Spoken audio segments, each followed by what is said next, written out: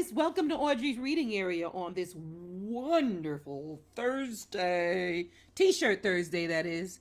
Terrific Thursday. I should have said right. Terrific T-shirt Thursday. There it is. I got it out. Kindness comes back around. That's my T-shirt for the day. Kindness comes back around. When you give kindness, it comes back around to you. Be kind. Now, Alexa, what time is it? The time is 5 p.m. Thank you for joining me here at Audrey's reading area.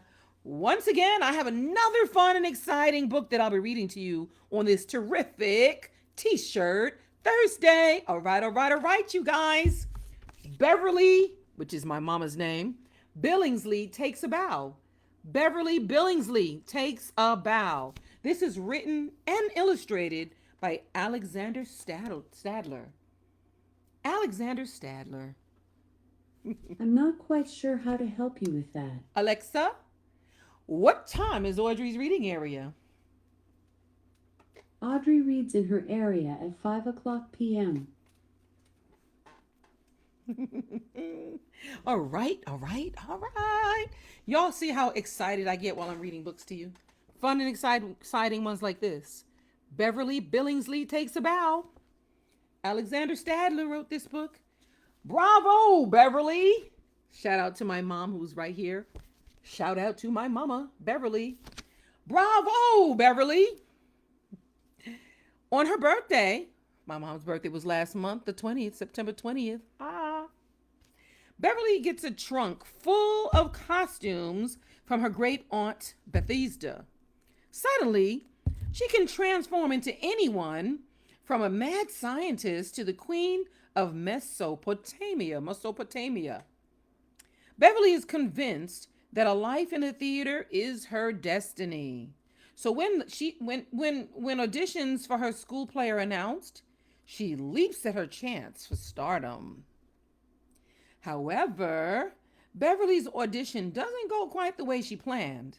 But despite her initial disappointment, she still gives a performance worthy of a standing ovation. All right, Beverly Billingsley takes a bow. Let's take a look. Let's take a read.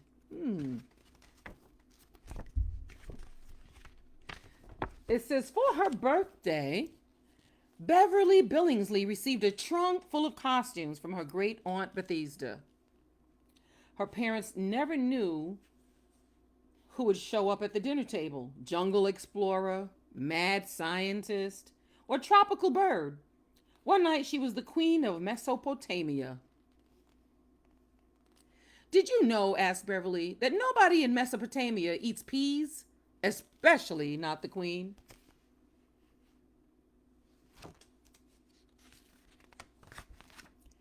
Beverly had always wanted to be a paleontologist, but now she thought she might want to be an actress as well. So Beverly was thrilled when Mr. Harrington announced that her class would be doing a musical called Stormy Weather. Finally, a chance to appear on stage. There will be auditions on Friday during lunch, said Mr. Harrington.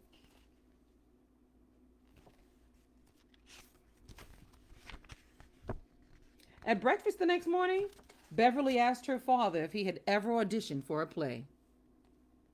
Of course, answered Mr. Billingsley. I played the part of Philip when my French class performed Philip's Dream. Isn't that funny? My mom's name is Beverly. My father's name is Philip. Isn't that cool? It says, wow, said Beverly. Did you have a lot of lines? Not exactly a lot, said Mr. Billingsley. I said, bonne nuit, blew out a candle and went to sleep. And then what happened? Then the dream began, said Mr. Billingsley, sipping his coffee. Bonne nuit. Probably pronouncing it incorrectly, but forgive me, please. Beverly practiced the banana song in bed. at the dinner table, and even in the tub. On Friday morning, Beverly was so excited she could scarcely concentrate. Her toes kept tapping all through the geography lesson.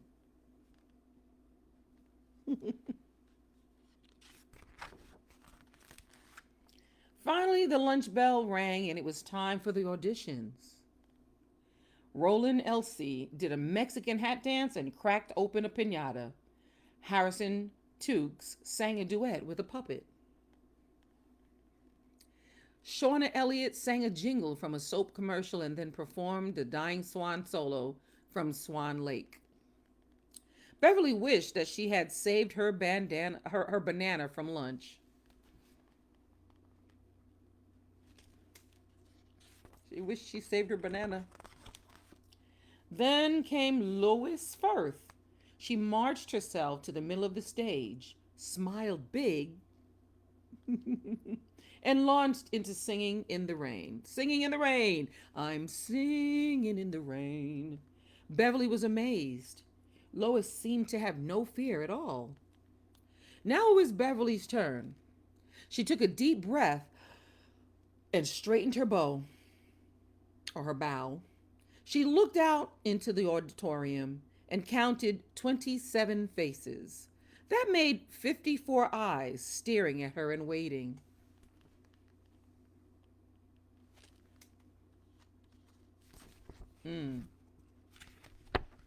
Beverly opened her mouth to sing, but no sound came out. She took another breath and tried again. Nothing. Her knees started to shake. Ooh, started to shake. Beverly stopped. I'm sorry, Mr. Harrington, she said. I don't think I could do this today. That's all right, Beverly, he said. That's a very good try. After school, Beverly and Oliver Shoemaker made their usual walk home. How was the audition? He asked. A total failure, Beverly groaned. That bad? Asked Oliver. Worse, said Beverly. Worse. Beverly was in a bad mood all weekend. On Monday at lunch, Mr. Harrington handed out the scripts. Lois Firth and Roland Elsie had the leads. The Thunder Queen and the Sun King. Wow, nice. They had a big number to sing in the finale. Beverly got two parts, the wall and the shrub.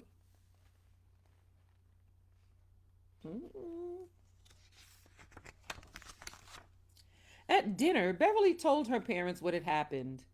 And I only have one line, she grumbled. Please stop kicking me. That was her one line. You know, honey, said Mr. Billingsley, there really are no small parts, only small actors. Whatever you do, you can always try to do it very well. You mean I could be the best shrub and the best wall ever? Exactly, said Mr. Billingsley. After dinner, Beverly spent an hour studying the stone wall and several of the more interesting shrubs in the backyard. If you got a small part or what you think is small, do it well. Do it well. By the first rehearsal, Beverly had memorized her line and half of everyone else's. A week later, she knew the entire play. Beverly stayed after school to help Mrs. Tenor build sets and make costumes.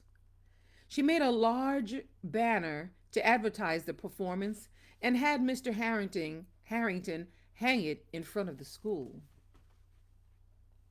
Nice.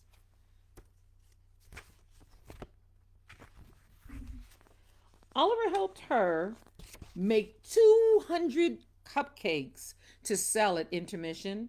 Are you nervous? He asked. Not really, answered Beverly. All I have to do is stand very still until Bertram Nakashima kicks me. Then I say my line, and that's it. But inside, Beverly wondered if it would all be as easy as she expected.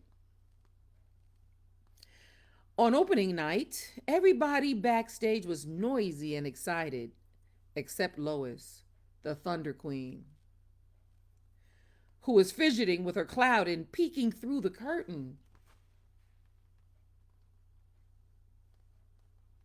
Uh-oh, what do you think? What do you think? Are you feeling all right? Asked Beverly. I was just thinking about how many people there are out there, said Lois. Isn't it great? Said Beverly. Everyone's here. Oliver told me we already sold all 200 cupcakes. Oh, said Lois. 200? That sounds like a lot. Soon the theater was full and it was time for the show to begin. Beverly took a last look in the mirror. She began to feel heavy and indestructible, as though she were actually made of stone. When Bertram Nakashima kicked her, she called out in a deep, commanding voice, "Please stop kicking me!" Bertram let out a little gasp and stopped.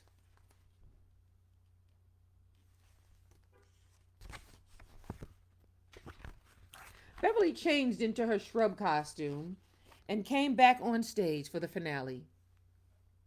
She noticed that Lois's lower lip was trembling. The band played the introduction, but Lois didn't sing. "Lois," Beverly whispered from behind her shrub, "are you okay?" Lois didn't move. She just stood there with a frozen smile. Beverly thought fast. With a rattle and a boom, she whispered to Lois. With a rattle and a boom, Lois repeated.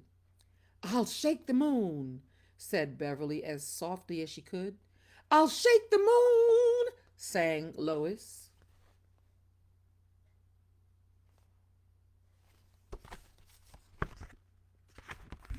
Lois's smile unfroze as the words came back to her. Her voice got louder with each line and stronger with each note. When she and Roland came to the end of their duet, the crowd went wild. As the class walked forward to take their bow, Lois turned smiling to Beverly and mouthed the words, "Thank you." In case you didn't catch it, she mouthed the words, "Thank you" to her. She helped her out. Look at that.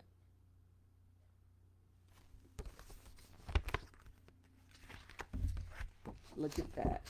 Beverly smiled back. She closed her eyes and listened to the applause. It was one of the nicest things she had ever heard. The end. Wow. I told you I had another fun and exciting book. Beverly Billingsley Takes a Bow. Written and illustrated by Alexander Stadler. Wasn't that fun and exciting, you guys? Wow. Thank you so much for being here and listening to me read fun and exciting books like this. Thanks, Mom, for being here, as usual. Thank you, whoever else is here and that didn't comment. I can only see you if you make a comment. Thank you for being here at Audrey's Reading Area and for smashing that subscribe button for me. Don't forget, click like, Mom, click that like button. And then hit that share button. Hit share, please. Click like, hit share, then go on over to YouTube, look for Audrey's Reading Area, and smash that subscribe button for me. Punch that notification bell so you can be notified every time I upload a new video. Elaine! Oh, wow. Thank you, Elaine. Thank you so much for being here, Elaine. Oh, that is my girl. Elaine is my girl, Elaine Smalls. Thank you so much for your love and support and being here. Tell Lark I said hi. All right, you guys. Tomorrow, I will see you tomorrow, right? I'll be live at 5. That's Live. I know you can do it with me by now. Live. E. Live at 5 tomorrow. I'll see you tomorrow. Tomorrow. I'll see ya tomorrow. Tomorrow's only a day away, one day away. And I'll be live at 5 here at Audrey's Reading Area. I will see you guys soon.